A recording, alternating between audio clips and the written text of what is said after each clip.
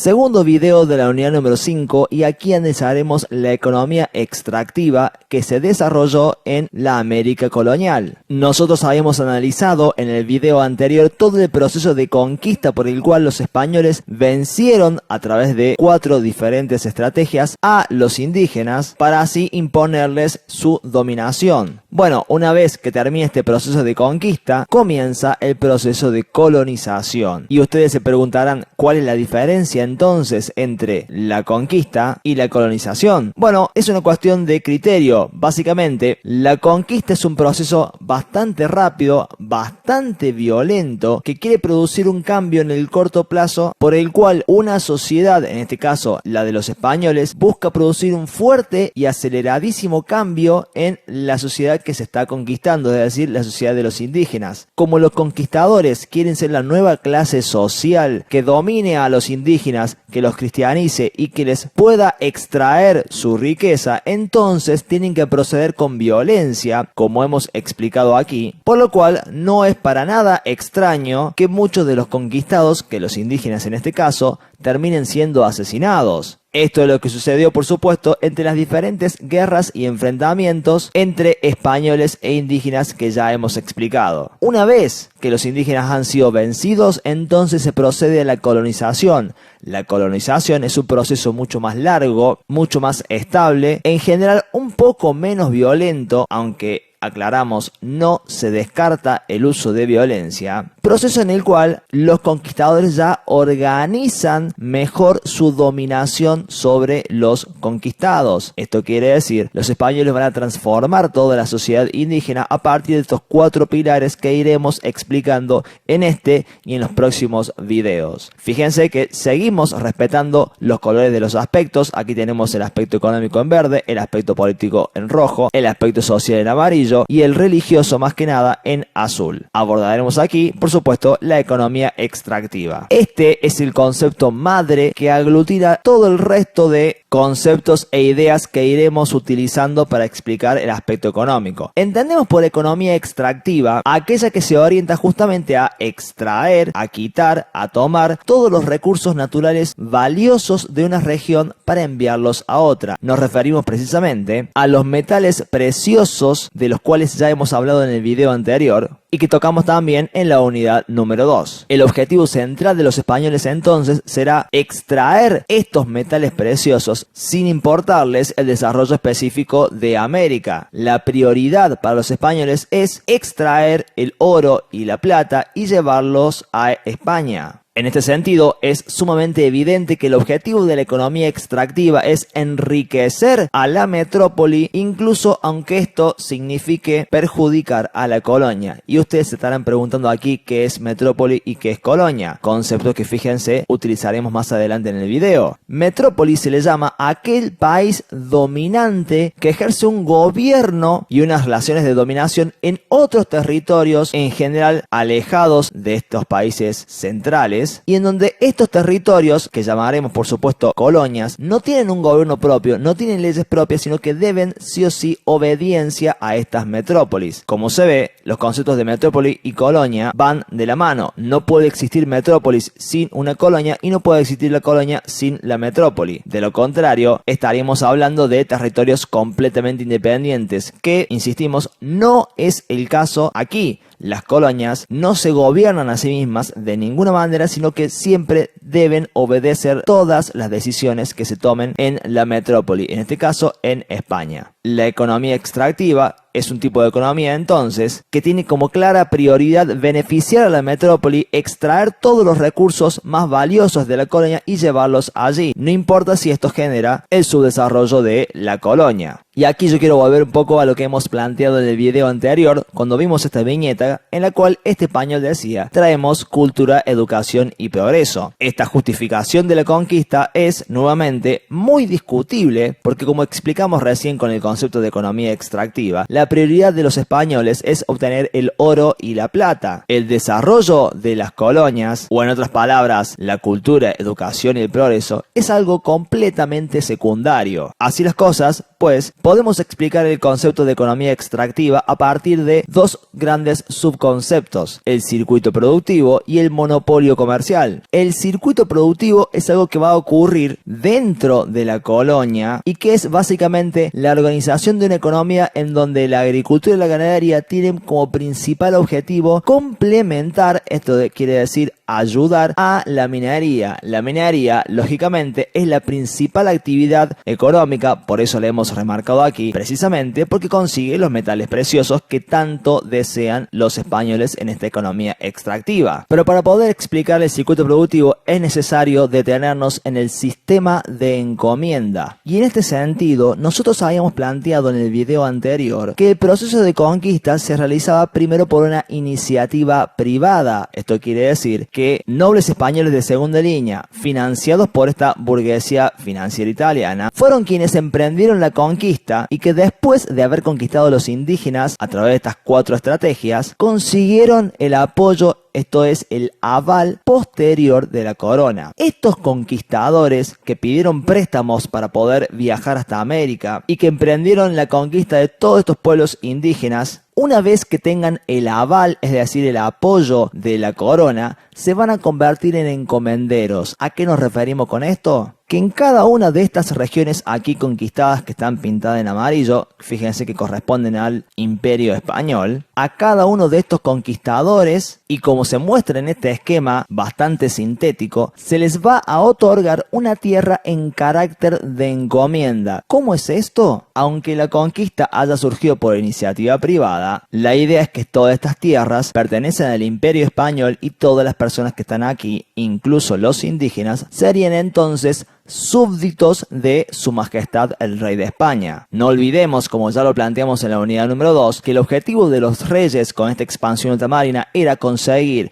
nuevas tierras para conquistar y nuevos súbditos, es decir, personas que obedezcan las leyes del rey y paguen impuestos. Por eso, aunque la conquista comenzó por la iniciativa privada, con el aval posterior de la corona, se va a considerar que todas estas tierras conquistadas y todos los indígenas que allí viven son parte del Imperio Español y son entonces también súbditos del Rey de España. Entonces, como formalmente todas estas tierras le pertenecen al Rey de España y los indígenas que aquí viven son sus súbditos, para premiar a estos conquistadores que con su bolsillo pidieron préstamos y se lanzaron a conquistar estos territorios, para premiar a estos conquistadores que pidieron préstamos y desde su bolsillo también se lanzaron a conquistar todas estas tierras, el rey va a subdividir todas esas tierras, por supuesto, entre todos estos conquistadores, y a cada uno le asignará esas tierras en carácter de encomienda. Esto quiere decir, le encomendará, le pedirá, por favor, cuida estas tierras y cuida a los indígenas que allí viven. En otras palabras, el sistema de encomienda les va a dar diferentes derechos y obligaciones a estos encomenderos. La primera obligación es la de cristianizar a todos los indígenas que allí viven. Esto quiere decir que todos los indígenas que vivan dentro de cada encomienda deberán ser cristianizados por el encomendero que dirige toda esa tierra. En segundo lugar, el encomendero deberá defender, esto quiere decir, en otras palabras, gobernar a todos los indígenas que viven dentro de su encomienda. Y por último, como premio por haber conquistado esas tierras y a esos indígenas, al encomendero se le permitirá cobrarles tributo a estos indígenas que viven aquí. Este sistema de encomienda, como una especie de premio que la corona le da a estos conquistadores que pusieron dinero de su bolsillo y que incluso hasta pidieron dinero prestado para realizar la conquista, les va a dar a estos españoles un gran poder. ¿Y por qué? Sobre todo porque les permitirá aprovecharse de la mano de obra indígena y cobrarles tributos bastante excesivos. De estos 3 objetivos que persiguió el sistema de encomienda, el más importante para los españoles, lógicamente, fue el cobrar tributo. Esto quiere decir, los encomenderos, estos españoles premiados por la corona, van a priorizar aprovecharse de la mano de obra forzosa de los indígenas y de cobrarles tributo tanto como puedan. En segundo lugar, la cristianización también se llevará adelante, se buscará evangelizar a los indígenas en la medida de lo posible, pero siempre priorizando el cobro de tributos. Por último, el gobierno de estas tierras efectivamente se realizará, los encomenderos serán la autoridad indiscutida dentro de las tierras que el rey les ha concedido en encomienda, pero la llamada defensa de los indígenas claramente no va a ocurrir. Más que defensa, habrá aprovechamiento y sobreexplotación de los indígenas. En otras palabras, bien podríamos decir que hacía falta algo que defendiera a los indígenas de los encomenderos, más que los encomenderos ser los defensores de los indígenas.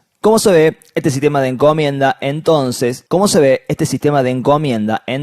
Surge de un acuerdo entre la corona y estos conquistadores. ¿Por qué? Porque los conquistadores son quienes han arriesgado su vida para enfrentarse a los indígenas, han pedido dinero prestado y entonces consideran que deben ser premiados por tal cosa, pero la corona no puede permitir que tantos territorios y con tantas riquezas queden en manos de estos conquistadores solamente. Algo tiene que recibir a cambio la corona y alguien tiene que gobernar todas estas tierras. Entonces, el sistema de encomienda es precisamente este acuerdo que surge entre lo que necesita la corona y lo que necesitan los conquistadores. Los conquistadores van a poder cobrar tributo y la corona, por su parte, se asegurará que alguien gobierne a esos indígenas y que alguien los cristianice, por supuesto, en nombre del rey de España que está en la metrópoli.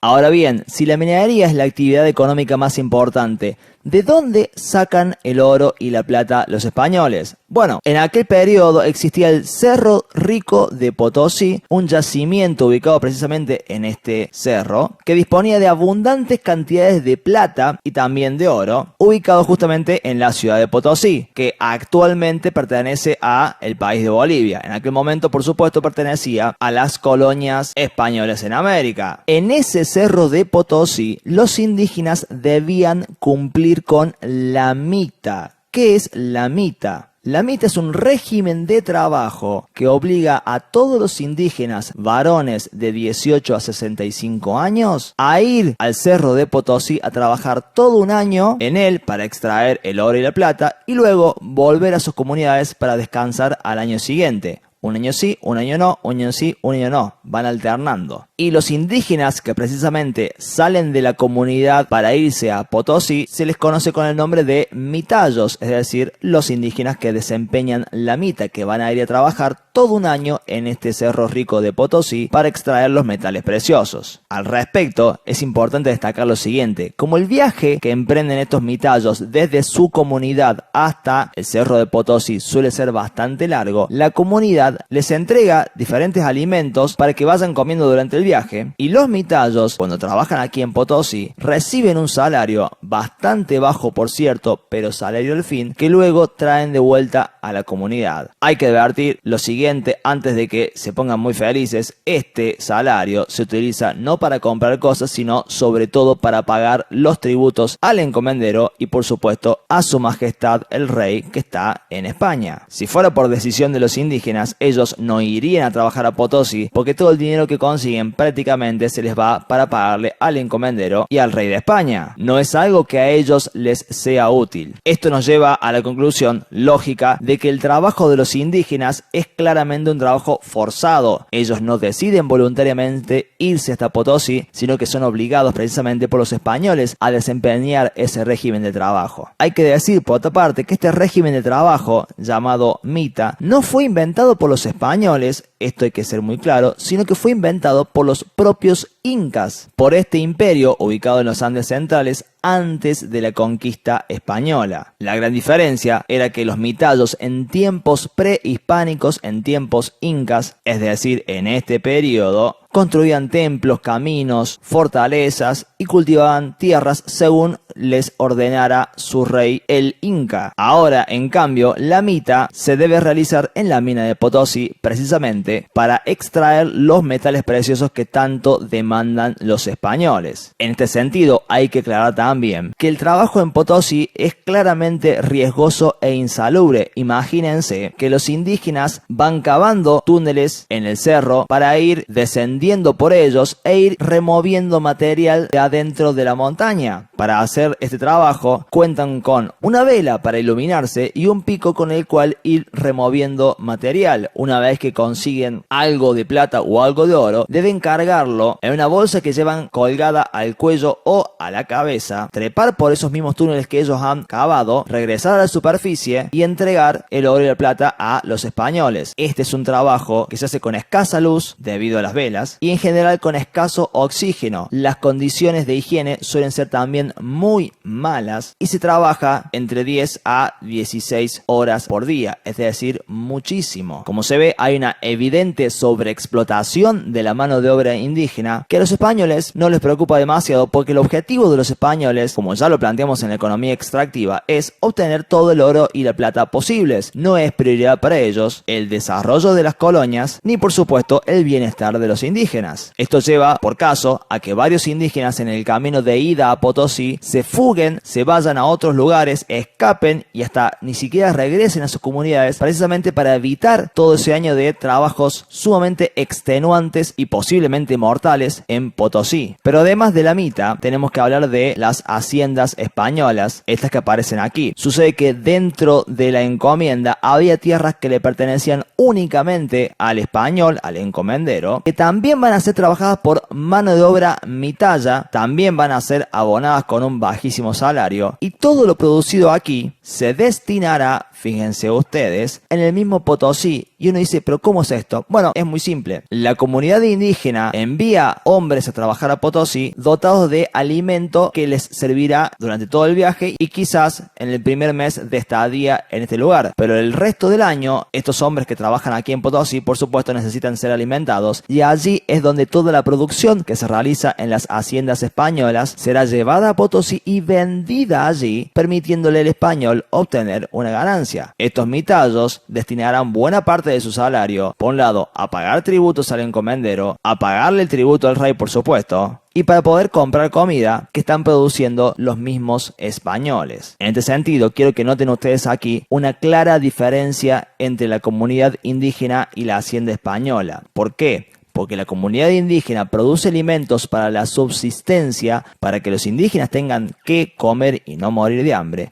mientras que la hacienda española produce alimentos para venderlos y obtener una ganancia. Para que hagamos un paralelismo con una unidad que ya hemos visto, es como el sistema de campos abiertos del feudalismo, en donde los campesinos producían para la propia subsistencia, es decir, para tener alimentos que comer, mientras que en el sistema de campos cerrados, la burguesía agraria empezó a producir para vender y obtener ganancia. El paralelismo sería entonces que la comunidad indígena produce para comer y la hacienda española produce para vender. Esto vendría a ser el sistema de campos abiertos y este es un sistema de campos cerrados. Toda esta situación de sobreexplotación que recibe la comunidad indígena genera importantes problemas para los nativos. ¿Y por qué? Porque entonces los principios de reciprocidad y redistribución van a entrar en crisis. ¿Y a qué me estoy refiriendo con esto? En las sociedades prehispánicas, es decir, en estas sociedades antes de la llegada de los españoles, las comunidades indígenas tenían dos importantes beneficios: la redistribución y la reciprocidad. ¿Esto qué quiere decir? Reciprocidad es la ayuda e intercambio de bienes entre los propios indígenas, una especie de hoy por ti, mañana por mí, que funcionaba dentro de las comunidades indígenas, en donde todos los nativos se ayudaban solidariamente para que ninguno pasara una situación de hambre o de pobreza. Al mismo tiempo, estas comunidades, aunque debían obediencia a la realeza, a la nobleza, a los caciques y pagaban tributo, estas clases dominantes de tanto en tanto realizaban la redistribución. Esto quiere decir, invertían lo cobrado en el tributo para el beneficio de estas comunidades, ya sea por ejemplo repartiendo alimentos a alguna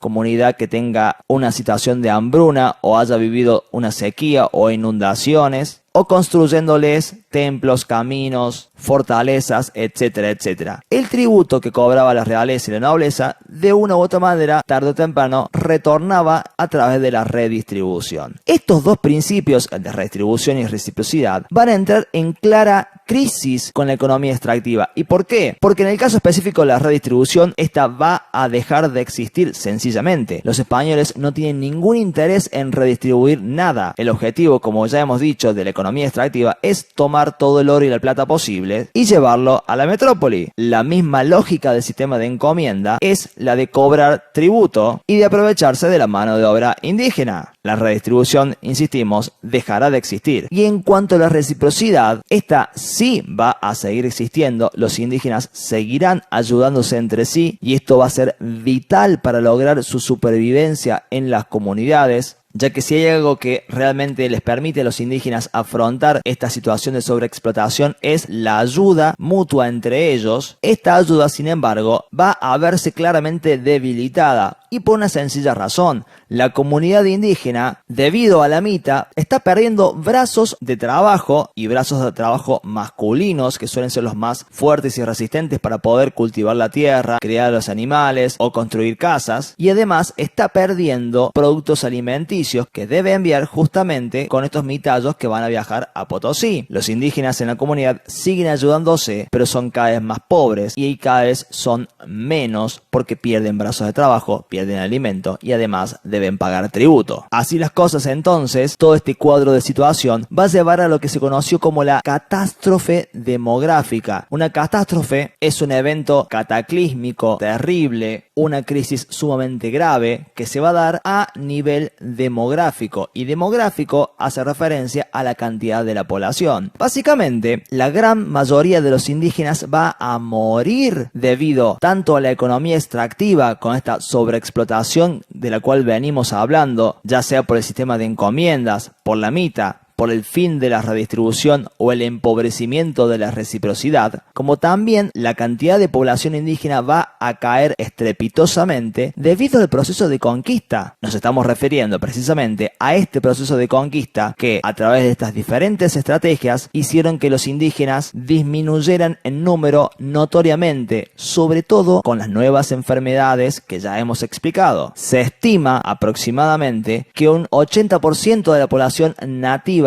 habría fallecido en estos primeros 100 años de conquista y dominación española, lo cual es un número sumamente grande. Yo siempre rescato una frase que aparece en el apunte que dice: durante toda la dominación colonial, los españoles tomaron de América unos 185.000 kilos de oro y 16 millones de kilos de plata. ¿Cuánto valen estas cantidades calculadas en sangre? La pregunta es una metáfora, lógicamente, pero sumamente demostrativa de la crueldad en vidas humanas que significó tanto la conquista como la posterior economía extractiva que terminó organizándose para aprovecharse de la mano de obra indígena. De hecho, la disminución de esa mano de obra indígena fue tan grande, tantos indígenas murieron, que los españoles debieron recurrir a la compra de esclavos traídos de África, es decir, de estos negros sobre los cuales ya hablaremos en un futuro video en mayor profundidad. Pero además del circuito productivo, es decir, de este circuito que hemos explicado aquí por el cual la agricultura indígena y española busca complementar, es decir, ayudar a la minería de Potosí, también está el monopolio comercial. ¿Qué es el monopolio comercial? Es un sistema cerrado de comercio entre la metrópoli y la colonia que se desarrolla a través de puertos autorizados.